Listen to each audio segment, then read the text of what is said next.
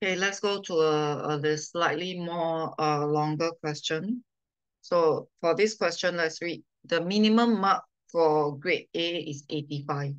So when we say minimum mark is 85, that means, right, it's 85 or more.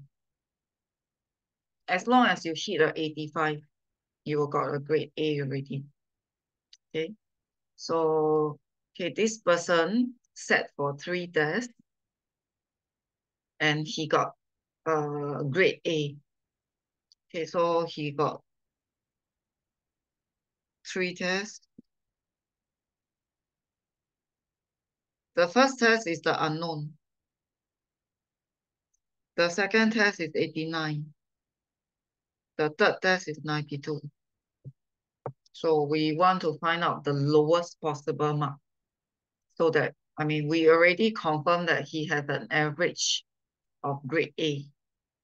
Okay, so I'm going to let X, the unknown is the score in the first test, but you don't label it as the minimum score. You just say let X be the score in first test. Your job is to find the minimum X. So then now I'm going to explore his average.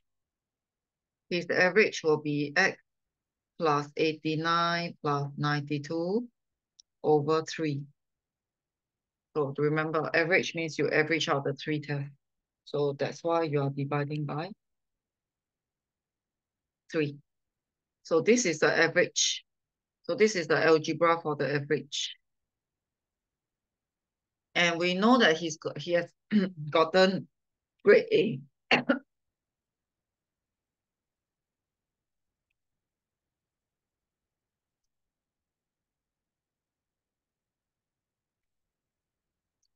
That means, right, his average is 85 or more.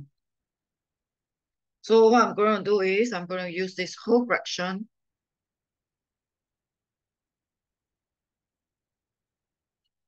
Okay. So this is a method mark. Okay, this is the part where you get your method marks. So how you're going to solve? So I'm going to multiply by 3 on both sides. That will take away the fraction.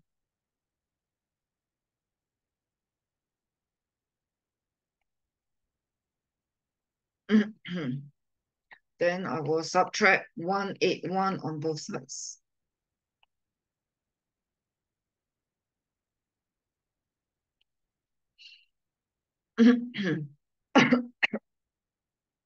So if you draw the number line,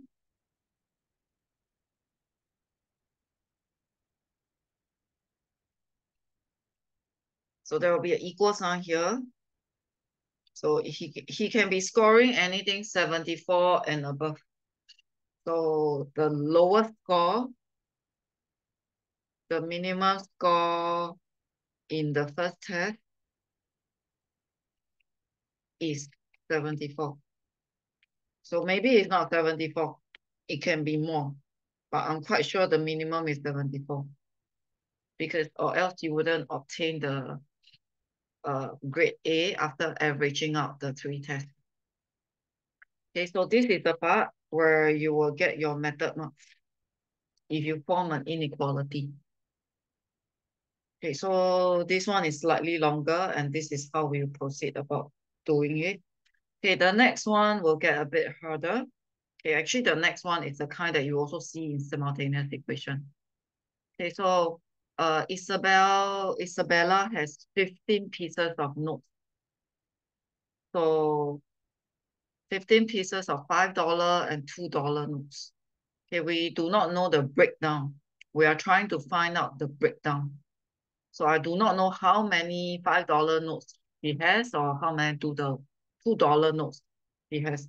But we know the value. The total value is actually less than 57. So later on, I'll be using the inequality sign in this way. Less than 57. Can it be equal to 57? No. because the question say less than 57. So I'm interested to find how many $5 notes. So it's the same setup like algebra. Let X be the number of $5 notes. Okay, so a lot of people will get stuck because they won't know how to form the inequality. So your job is to understand that you got 15 pieces. So 15 pieces of dollar notes. X of them is $5. So how many pieces are $2? 15 minus X will be the number of $2 notes.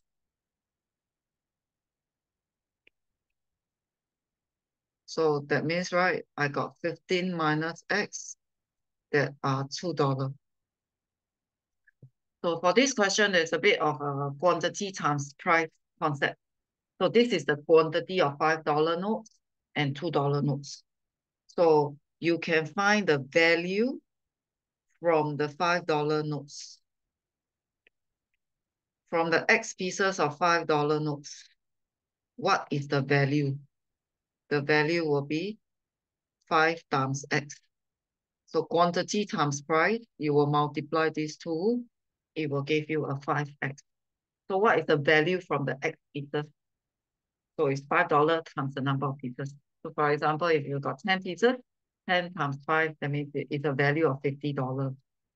So what is the value from 15 minus X pieces of $2? So again, it's a quantity times price. So the quantity is 15 minus X. The value is $2 each. So this will be the value. So in such a case, the total value should be 5X plus 2, 15 minus X. So you can actually do the normal algebra first. So do your normal algebra. You realize that the value is 3X plus 30. You get the value in algebra first.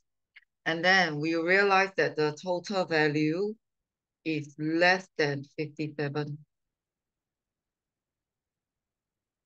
That means the algebra for the total value is less than 57.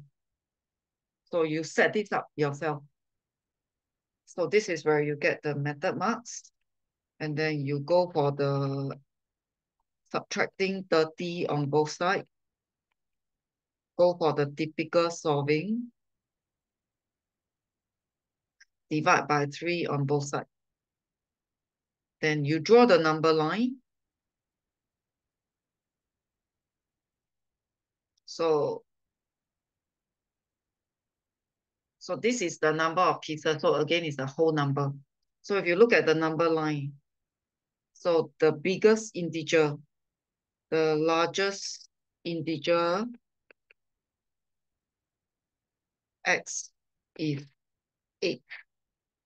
So what does that tell you? That means, right, the maximum number of $5 is 8.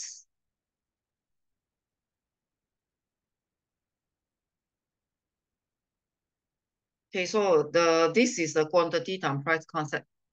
So in simultaneous, you also see this idea. But in simultaneous, we'll be dealing with X and Y. Okay, and then in last year, in Sec 1 concept, right, we also learned this idea of quantity times price.